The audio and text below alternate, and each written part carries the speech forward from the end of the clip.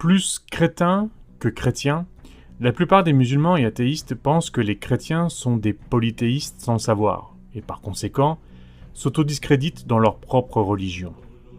La Trinité pose problème au regard des non-chrétiens car beaucoup ne conçoivent pas la Trinité autrement que par la représentation des trois corps séparés plutôt que d'un seul corps se manifestant de trois manières différentes et complémentaires.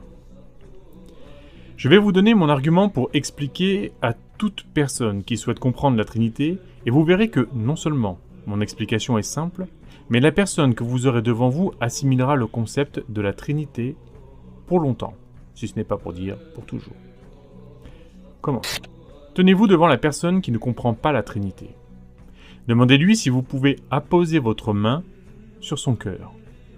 Et vous apposez votre main sur son cœur. Demandez-lui si vous pouvez lui serrer la main. Et vous lui serrez la main. Demandez-lui si vous pouvez apposer votre main vers sa tempe. Et vous apposez votre main vers sa tempe. La gestuelle est importante à exécuter, car l'individu assimilera plus facilement et plus longtemps l'argument avec une gestuelle, qui figera votre exemple en l'accompagnant d'une mémoire musculaire.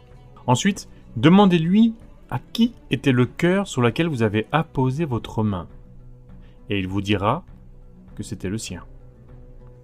Demandez-lui à qui avez-vous serré la main, et il vous répondra que c'était à lui. Et pour finir, demandez-lui à qui était la tête que vous avez désignée, et il terminera en affirmant que c'était la sienne.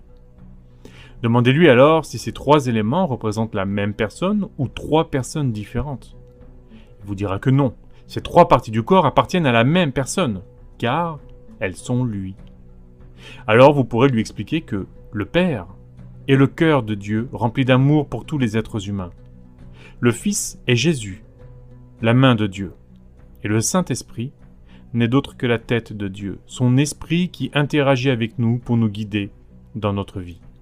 Le Père, le Fils et le Saint-Esprit, tous trois n'étant qu'un.